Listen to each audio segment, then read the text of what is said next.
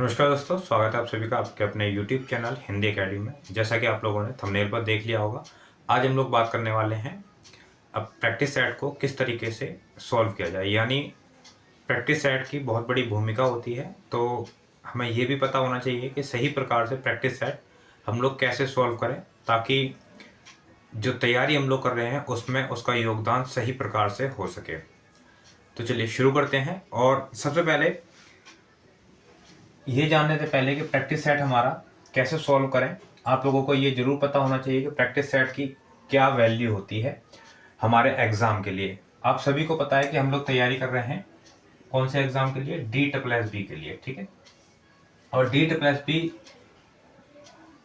आप सभी को मालूम है, या तो आप लोगों ने पहले एग्ज़ाम दे दिया है, नहीं दिया है तब आप लोगों के साथ में अगर कोई ऐसा हो जिसने एग्ज़ाम दिया हो या आपने पुराने प्रश्न पत्र देखे हों, तो आप लोगों को अवश्य ही पता होगा कि किस तरीके का पैटर्न होता है, किस तरीके के क्वेश्चन पूछे जाते हैं। तो पहली बात तो ये कि DSSB अपने आप में बहुत महत्वपूर्ण एग्ज़ाम होता है, DSSB का हमारे टीचिंग के लिए। और प्रैक्टिस सेट उससे भी ज़्यादा महत्वपूर्ण है। अगर हम चाहते हैं कि DSSB का एग्ज़ाम हमारा क्लियर हो जाए, तो हमें हर हाल में प्रैक्टिस सेट सॉल्व करना ही होगा, ठीक है। तो क्या हो गया कि प्रैक्टिस सेट की अपनी अलग भूमिका है, प्रैक्टिस सेट अपना अलग स्थान रखता है हमारे एग्ज़ाम की कामयाबी में। तो ये ध्यान रखना है, एग्ज़ाम में आप जब भी कामयाब हो पाएंगे जब आप प्रैक्टिस सेट को अच्छे से प्रैक्टिस करेंगे। और देखिए, जहाँ तक मेरा मानना है, आप सभी का अलग अलग हो सकता है व्यू, मेरा व्यू अलग है। मुझे जहाँ तक लगता है, जो भी मेरा अभी तक का अनुभव रहा है DSSB को लेकर के, उसी आधार पर मैं आप लोगों को बता रहा हूँ कि DSSB के लिए प्रैक्टिस सेट बहुत ज़्यादा मस्ट होता है। और इसके बिना प्रैक्टिस सेट जो है, अगर आप लोग नहीं सॉल्व करते हैं तो मुझे लगता है कि कामयाबी नामुमकिन है। आपका जो सिलेक्शन है वो नहीं हो पाएगा, ये ऐसा मेरा मानना है अभी तक के अनुभवों को लेकर के, ठीक है। अभी तक जो भी मेरे अनुभव रहे हैं DSSB में, उसके आधार पर मैं कह सकता हूँ कि बहुत ज़्यादा मुश्किल हो जाएगा आप लोगों का सिलेक्शन लेना, अगर आप लोग कोई प्रैक्टिस सेट सॉल्व नहीं कर रहे हैं। अब वो प्रैक्टिस सेट आप किसके लिए कर रहे हैं, पेपर 1 के लिए कर रहे हैं या फिर पेपर 2 यानी अपने सब्जेक्ट के लिए कर रहे हैं, दोनों में ही आपको करना पड़ेगा, ठीक है। तो बहुत ज़्यादा महत्वपूर्ण स्थान है, इसलिए पता होना चाहिए कि सॉल्व करने का सही तरीका क्या होता है। चलिए देख लेते हैं कि हमारा सही तरीका क्या होगा। सबसे पहले तो हम लोगों को देखिए तैयार क्या करना है। एक तो कॉमन एग्जाम होता है हमारा पेपर 1 यानी, और एक होता है हमारा सब्जेक्टिव, ठीक है। TGT के अंदर ये 100 मार्क्स का होगा, PGT के अंदर ये 200 मार्क्स का होगा, और ये 100 मार्क्स का रहेगा, ये सेम रहेगा, ठीक है। इसके अंदर आपको पता है कॉमन एग्जाम के अंदर 5 हमारे सब्जेक्ट आते हैं। 5 के 5 सब्जेक्ट क्या होता है, या ये 5 सब्जेक्ट या फिर ये जो सब्जेक्ट है हमारा, ये पूरा का पूरा जो पेपर होता है 20 के मल्टीपल में होगा, ठीक है। मतलब 20-20 क्वेश्चंस के सेट होंगे, सारे के सारे जितने भी है, ठीक है। तो TGT के अंदर 5 20-20 के सेट इधर होंगे, 5 20-20 के सेट इधर होंगे। तो अब हमें करना क्या है, मुश्किल ये होता है कि जब ये 20 क्वेश्चन हम सॉल्व करेंगे एक सब्जेक्ट के और इसको सेव करेंगे, तब हम नेक्स्ट पर जा पाएंगे। अगर हमने इसको छोड़ दिया या नहीं किया और नेक्स्ट पर चले गए, तो फिर ये दोबारा से 20 क्वेश्चन हम लोग कभी नहीं कर पाएंगे, ठीक है। ये थोड़ा सा मुश्किल होता है। मैंने आप लोगों को टाइम मैनेजमेंट की एक वीडियो बना करके दी थी, अगर आप लोगों ने वो नहीं देखी है तो देख लीजिएगा, प्लेलिस्ट में आप लोगों को मिल जाएगी, टाइम मैनेजमेंट कैसे करते हैं, ठीक है। वहाँ ये मैंने बहुत अच्छे से एक्सप्लेन किया है आपके लिए, आप देख लीजिएगा, ठीक है। तो मुश्किल क्या है कि 20-20 क्वेश्चन हमारे आते हैं और एक को हम करेंगे, उसको सेव करेंगे, उसके बाद ही हम अगले पर जा पाएंगे। तो इसलिए हमें इसके लिए प्रैक्टिस की बहुत ज़्यादा आवश्यकता होती है कि हमें ये पता होना चाहिए कौन सा क्वेश्चन हमें करना है, कौन सा क्वेश्चन हमें छोड़ना है, ठीक है। अगर ये दोनों चीज़ आपने डिसाइड नहीं की, कौन सा क्वेश्चन हमें करना है, कौन सा हमें छोड़ना है, और ये आपका किससे आएगा, ये आपका आएगा प्रैक्टिस से, ठीक है। ये आप किससे कर पाएंगे? प्रैक्टिस से कर पाएंगे। बिना प्रैक्टिस के ये आपको नहीं पता चलेगा कि कौन सा करना है कौन सा नहीं करना है। बाई चांस आपके 4 या 5 क्वेश्चन ऐसे अटक गए जो नहीं करने थे और आप उनमें लग गए करने के लिए, तब ये आपका बहुत ज़्यादा समय लेके चले जाएंगे, और जब ये समय आपका जाएगा तो बहुत ज़्यादा मुश्किल हो जाएगा आपका एग्जाम को क्लियर करना। समय का बहुत बड़ा महत्व होता है DSSB में विशेषकर, क्योंकि समय तो हमारे पास में 3 घंटे है, समय हमारे पास 2 घंटे है, लेकिन उस पूरे 2 घंटे में हमें करना क्या होता है? पूरे 2 घंटे के अंदर, TGT में 2 घंटे है, PGT के अंदर 3 घंटे है, तो पूरे 2 घंटे के अंदर बहुत सारे एग्जाम ऐसे हैं जो पूरा एग्जाम को पढ़ने के लिए हमें पूरा समय होता है, लेकिन हमें यहाँ पर क्या पार्ट वाइज एग्जाम को करना होता है।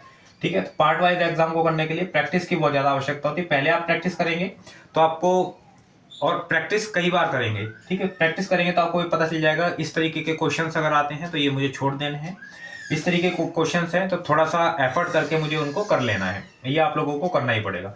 तो अगर आप लोगों को कहीं से ऑनलाइन प्रैक्टिस मिल जाती है, बहुत ज़्यादा अच्छा है कि आप लोग ऑनलाइन प्रैक्टिस करें, क्योंकि एग्ज़ाम आप लोगों का ऑनलाइन होने वाला है। ऑनलाइन अगर आप लोगों को नहीं मिल पाती है तो आप OMR शीट मार्केट में मिल जाती है, OMR शीट लाके उसकी फोटोकॉपीज करा लें और उसके माध्यम से आप लोग प्रैक्टिस कर लें। ठीक है, ये थोड़ा सा आपको ध्यान रखना है। और अभी तक आप में से कोई भी साथी ऐसा है जिन्होंने हिंदी एकेडमी के ऐप को अपने फ़ोन में इंस्टॉल नहीं किया है तो कर लीजिएगा। हम लोग कोशिश करेंगे वहाँ पर ये जो 20-20 नंबर के हमारे पोर्शन आने वाले हैं, तो हमारे पास जो टेस्ट होंगे, हम लोग 20-20 नंबर के टेस्ट वहाँ पर ऑर्गेनाइज करेंगे आप सभी साथियों के लिए, और ये सारे टेस्ट आप लोगों को फ्री में मिल जाएंगे, तो आप वहाँ से जाकर के ये टेस्ट वहाँ से कर सकते हैं। ठीक है, तो हिंदी एकेडमी ऐप को आप लोग डाउनलोड कर लीजिएगा और इंस्टॉल करके अपने फ़ोन में रखिएगा। बहुत जल्द आप लोगों को ये प्रैक्टिस सेट मिलने वाले हैं जिनसे आप लोग प्रैक्टिस अपनी कर सकते हैं। अपनी तैयारी करिए, प्रैक्टिस सेट आप ऑनलाइन करते रहिए, OMR शीट ले आइए, ठीक है, और उससे भी आप प्रैक्टिस अपनी कर सकते हैं। तो करना क्या है, देखिए, एक तो आपको कोशिश करनी है कि ऑनलाइन अगर आपको प्रैक्टिस सेट मिल जाते हैं तो उनको आप लोग सॉल्व कर लीजिएगा। दूसरा क्या करना है आपको, दूसरा काम है आपका स्टॉप वॉच लगानी है। ठीक है, समय के हिसाब से। अब आपको पता है कि 20-20 नंबर के 5 पोर्शन इसमें आने वाले हैं हमारे 100 नंबर में, तो 20 नंबर को करने में मुझे कितना समय लगना है, या 100 नंबर के लिए आपके पास कुल मिलाकर के 1 घंटा है। ठीक है, 2 घंटे का TGT का होता है, तो 100 नंबर के लिए 1 घंटा है, ये मोटा मोटा, यानी 100 मार्क्स 60 मिनट। अब आप देख लीजिएगा कि आपको एक क्वेश्चन के लिए कितना समय चाहिए। पढ़ने तो हमें 100 के 100 पढ़ेंगे, करें हम चाहे कितने भी, ठीक है, हमें 100 के 100 क्वेश्चन पढ़ने पड़ेंगे। अगर मान लीजिए हम इसमें 70 क्वेश्चन कर रहे हैं, 75 क्वेश्चन कर रहे हैं, या फिर हम मान लीजिए 60 ही क्वेश्चन कर रहे हैं, तो हमें इन सब क्वेश्चन को करने के लिए पढ़ने हमें पूरे 100 के 100 पढ़ेंगे। ठीक है, तो पढ़ने का जो समय है वो तो हमें देना ही पड़ेगा, उससे हम बच नहीं सकते हैं। बच किससे सकते हैं? स्टॉप वॉच लगा करके अगर आप प्रैक्टिस करते हैं तो आप अच्छे से जो है टाइम को मैनेज कर पाएंगे। ठीक है, तो 20-20 नंबर के ये पार्ट है, ये 20-20 नंबर के क्वेश्चन करके आप सॉल्व करेंगे।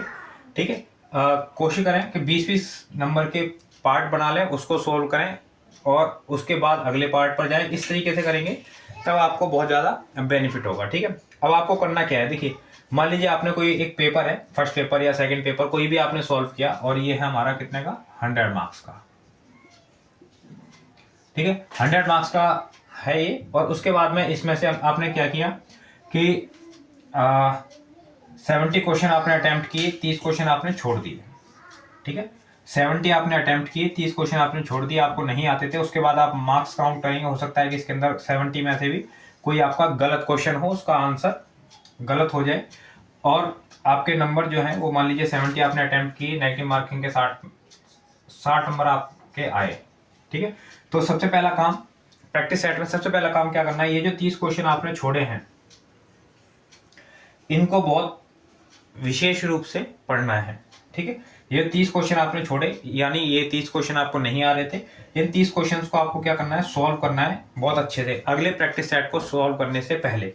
ऐसा नहीं है कि ये प्रैक्टिस सेट आज कर लिया, मान लीजिए कि 2 दिन बाद 3 दिन बाद दूसरा अगर हमें करना है तो ऐसे ही उसको करने लग गए, नहीं, ऐसे नहीं करना है। आपको क्या करना है, जो 30 क्वेश्चन आपसे छूट गए थे, जो आपको नहीं आ रहे थे, इन 30 के 30 क्वेश्चन को अच्छे से पढ़ना है। केवल आंसर नहीं पढ़ना है, ये कहाँ से रिलेटेड है, किस टॉपिक से रिलेटेड है, उस टॉपिक को अच्छे से कर लेना है। ठीक है, इस 30 क्वेश्चन का जब ये 30 क्वेश्चन आपके तैयार हो जाएंगे उसके बाद आप क्या करेंगे, दूसरे सेट पर जाएंगे, प्रैक्टिस सेट 2, ठीक है। और जब दूसरे सेट पर आप लोग जाएंगे प्रैक्टिस सेट 2 पर, तो आपको क्या करना है, वहां पर भी इसी तरीके से करना है। मान लीजिए वहां पर भी आपका सेम स्कोर रहा, 17 आपने किए, 30 आपने छोड़ दिए, तो फिर से आपको क्या करना है, ये जो 30 क्वेश्चन है इनको अच्छे से पढ़ेंगे टॉपिक वाइज और पूरा डिटेल में। कहाँ से, मान लीजिए कोई क्वेश्चन आपका है, यहाँ से ग्रामर का है, समाज से क्वेश्चन आया था कि समाज से, और आपने वो छोड़ दिया, नहीं समझ आ रहा था, तो फिर समाज को आपको पूरे, केवल यही नहीं, मान लीजिए कर्मधारय समास आया आपका, तो कर्मधारय समास ही नहीं पढ़ना आपको, पूरे 6 के 6 समास आप लोगों को अच्छे से पढ़ लेने हैं। और उसके बाद आप अगले जो प्रैक्टिस सेट होगा उसको करेंगे। धीरे धीरे करके जब आप 4-5 क्वेश्चन पेपर के सेट आप लोग कर लेंगे तो आपको अपने आप ये अंदाजा हो जाएगा कि ये, आप देखेंगे कि ये जो 70 क्वेश्चन आप लोग करते थे, ये धीरे धीरे करके 75 पर और 80 पर चले जाएंगे धीरे धीरे करके। और ये जो छोड़ने की आप लोगों की जो संख्या थी, ये धीरे धीरे करके कम होती चली जाएगी। और एक काम और होगा आपके साथ में, वो क्या, यहाँ पर जो एक्यूरेसी होती थी, ठीक है, यहाँ पे मान लीजिए आपने 70 क्वेश्चन किए थे, तो इसमें से 60 या फिर 62 क्वेश्चन ही सही होते थे, बाकी नेगेटिव मार्किंग में जाते थे। लेकिन अगर इस तरीके से आप क्वेश्चन पेपर सॉल्व करेंगे तो क्या होगा, ये 60 और 62 की जो एक्यूरेसी है ये बढ़ करके आपकी 65 तक, 66 तक या फिर 67 तक इस तरीके से बढ़ती हुई चली जाएगी, ठीक है। और ये केवल और केवल प्रैक्टिस सेट सॉल्व करने से ही होगी, ठीक है। तो बहुत महत्वपूर्ण है आप सभी के लिए प्रैक्टिस सेट की वैल्यू। प्रैक्टिस सेट एक अपनी अहम भूमिका निभाता है आपके एग्जाम के लिए, ठीक है। तो आपको ध्यान रखना है, जब भी आप प्रैक्टिस सेट को सॉल्व करें, प्रैक्टिस सेट सॉल्व करने के लिए आपको क्या करना है, दूसरा प्रैक्टिस सेट सॉल्व तभी करें जब आप पहले प्रैक्टिस सेट के छूटे हुए प्रश्नों को अच्छे से तैयार कर लें। आशा करता हूं आप लोगों को आज की वीडियो पसंद आई होगी। अगर वीडियो पसंद आई है तो वीडियो को लाइक करें, दोस्तों को शेयर करें, और चैनल पर अगर नया है चैनल को सब्सक्राइब कर लीजिए, तो क्योंकि इसी प्रकार की और भी वीडियोस आप लोगों को समय समय पर मिलने वाली हैं। लाइव क्लासेस में आप लोग जुड़े रहिएगा, वहाँ पर हम लोग हिंदी से रिलेटेड जो पुराने प्रश्न पत्र हैं उनको सॉल्व कर रहे हैं DSSB के, जो कि आपके लिए बहुत ज़्यादा उपयोगी होंगे, और चारों ऑप्शंस के साथ में, ताकि चारों ऑप्शंस आप लोगों को समझ आ जाएं। अपनी तैयारी को और बेहतर बनाना चाहते हैं मेरे साथ में जुड़ करके, तो बोर्ड पर नंबर लिखा हुआ है, वहाँ पर जाके आप व्हाट्सअप करके जानकारी ले सकते हैं कोर्स के बारे में। और कोर्स में जुड़ेंगे आप लोग तो बहुत अच्छी चीज़ें आप लोगों को सीखने को मिलेंगी, और क्या पढ़ना है, कितना पढ़ना है, किस तरीके से पढ़ना है, वो आप लोग सीख पाएंगे वहाँ पर उस कोर्स के साथ में। जो पुराने विद्यार्थी हैं जिन्होंने कोर्स पिछली बार लिया था DSSB के लिए, उनमें से काफ़ी साथी ऐसे हैं जो अभी स्कूल में कार्यरत हैं, काम कर रहे हैं। काफ़ी सिलेक्शन पिछली बार हम लोगों के हुए थे, तो इस बार भी हम उम्मीद करते हैं तो अच्छे सिलेक्शन हम लोगों के होने वाले हैं। तो जल्द से जल्द आप लोग कोर्स को ज्वाइन करें। मिलते हैं हम लोग अगली वीडियो में अगले नए टॉपिक के साथ में। बहुत बहुत धन्यवाद आप सभी साथियों का।